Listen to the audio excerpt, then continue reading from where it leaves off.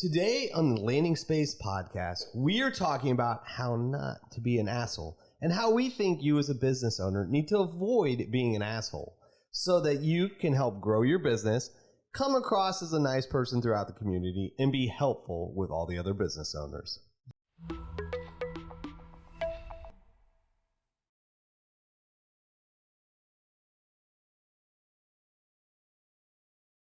So today we're talking about how not to be an asshole. I honestly, in my lifetime, have been around a bunch of assholes. My wife would 100% tell me not to use that word, but when you're truly an asshole, it's kind of difficult not to use that word, right? So when I say the word asshole, I was in the military for a little bit of time. 6 years in the military. And I don't know if they just grow on trees in the military or how in the world you get these people that are like overly just a-holes. Like they don't really know how to function outside of the military and they just come across as dicks. Like everything they do is dicks. And one of my pet peeves is when you tell me to do something, perfectly fine. I will go do it. Not a big deal. But if you tell me to do something and you're not willing to do it, then don't tell me to do it. And the problem is that's pretty much the military as a whole. Like they would tell you to do something and then they didn't want to do it. And the only reason they're telling you to do it is so that they didn't have to do it, even though it was their job. Yeah. And so that's one of those things that just irks me. And then they would just be pissed off about it. And everybody walks around with this face that just looks like they've been slammed into a car. Everybody's angry. Everybody's pissed. There's lots of yelling. It's just a constant thing. Now, military, you kind of expect that, right? It's kind of one of those things that you expect. You're going to get in trouble. People are probably hotheads, all that sort of stuff. The problem is when you're dealing with a business that's that way.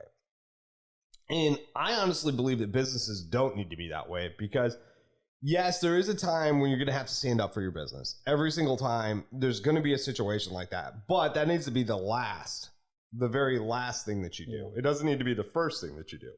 Because you need to come across with, kindness, caring, all that sort of stuff, up until the point where you're like, okay, this person's trying to take advantage of me. And then at that point, you obviously have to flip that switch and become that a-hole that you don't want to be. Right. But the people that are a-holes up until then, they're not going to have a successful business. They're going to constantly be hitting struggles. They're going to be constantly dealing with problems all the time just because of their natural attitude. Right. And it's hard for me sometimes with my industry.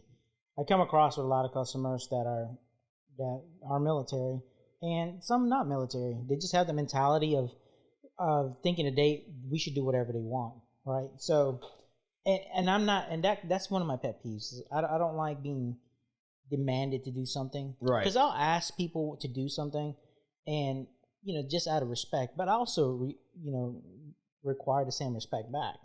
Ask me, don't demand me to do something. Now that'll come across in different ways. It could be coming from your customers, your clients, but it can also come internally as a boss. You could also be that way towards your employees or towards your customers. So, but it's very difficult to kind of grow as a business, and you don't want that reputation of being an a-hole. No. Yeah, because being an a-hole, people are going to, it's word of mouth. People are going if you are an a-hole to one person, you could advertise all you want. But you got that one person that's going to write that one negative review on you because you're an a-hole. Right. A lot of people are going to read that. That's the thing with society nowadays. The more nice things you do, a lot of people are not really going to talk about how good you are sometimes. They're more, if they are angry at you, their emotions are going to take over. Because if you are an a-hole to them, then they're going to be an a-hole to you, and they're going to put a review on you, on your business. And a lot of people will look at that. That you don't want to taint your reputation that way. But it is difficult. It is difficult. You got to, as a business owner, entrepreneur, whatever venture you're in, you've got to kind of bite your tongue. You've got to, because you got to have that control. Because you're going to be exposed. You think about how many people you're going to be exposed to. People are going to have different attitudes when they come to you. They might have bad days, and you might take it, differently than what they're really interpreting or what they're meaning for you to take it as. But it's really important as a boss to run your company and not be an a-hole. Sometimes that I'm going to talk about this right now. It's a big staff shortage. Right. This is something you're struggling with right now, right? I'm very struggling with this right now. It's really difficult. So I'm overworked sometimes with because I don't mind getting down and dirty and working. Right. Just like what you said. Sometimes, there's people that are a-holes that want you to do something, but they're not willing to do it themselves. I'm not that person. I'm just a little overworked. I'm willing to do what my employees do because I'm certified to do it, and I don't mind doing it. But the way society is right now, there's so many companies shutting down, and frankly, it kind of worries me because there's a lot of people and companies in my industry shutting down just because of staff shortage. Yeah. So, and the advantage I have over them is that I'm willing to work and be in my employee's place, but I've got to keep that composure and not being cranky and angry with these people that, my customers, my employees, just because I'm overworked. And it just comes with the territory. You just got to know that if you have a business, it comes with the territory, and you got to try to bite the bullet and now don't let people run over you. You got to know what line to cross, or what line people will cross before you become that a-hole. Yeah. Yeah, but I don't think there's anything wrong with becoming an a-hole, just in the right circumstance. I've had that circumstance pop up. So I've ran into a couple times within my real estate business where I've had contracts signed with people.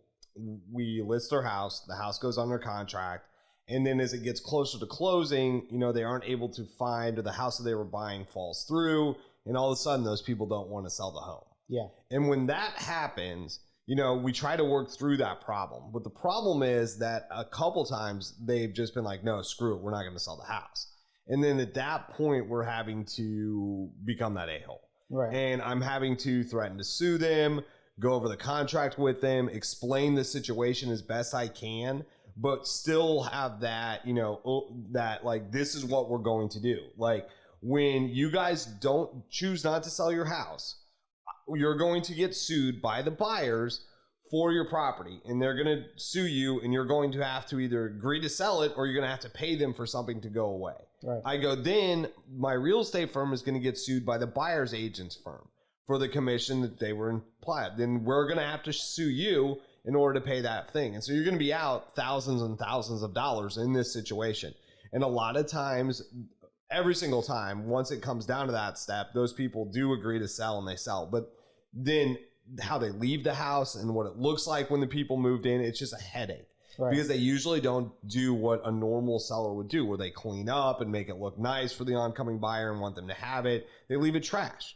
So then we're having to go through and get a cleaning company in, and that's something we do anyways. But it's more expensive. There's more time going in there and making sure it's done, having to patch stuff, handyman coming to patch stuff because the people are just dicks about it. And the crazy thing is you're getting a ridiculous amount of money for your home anyways right now. Yeah. And you're still going to act that way. But the problem is that, they're getting that money, but they just aren't finding a place to go buy it. And so that's the biggest issue with it. And we run into that situation. But the problem is there has to be that switch. And so you have to understand that being cordial and nice is key in pretty much everything you do. But then you have to understand that you're not a hothead, that you're not just going to blow up on everybody, that it's a controlled burn, right? It's not just jumping every single time that something bad happens, just screaming at everybody. I just had one of my agents, which she has a full-time job. We were talking yesterday that she has one of her managers that's yelling at everybody over nothing and making people cry on meetings and everything else. And that, he just acts like a total a-hole and everybody wants to quit because of the way that he's acting to people. Yeah. And it's not worth it because employees are your biggest capital in any business you have, right? Good employees will make or break a business, and how you treat those employees will help make your business. And as long as you treat them, wonderfully, you're a great boss, you care for them, you take care of them, you ask them about situations going on, that's going to help grow your business to a point where, you're going to be successful in what you're doing. Yeah, that reminds me of what one of my mentors told me, is that you can either be a boss, you can be a leader in your company. There's two different ways that you see it. If you're a boss, sometimes, and I've worked with people like this. I've worked where a-hole bosses. Yeah. Usually they boss you around. That's why they're called the boss, right?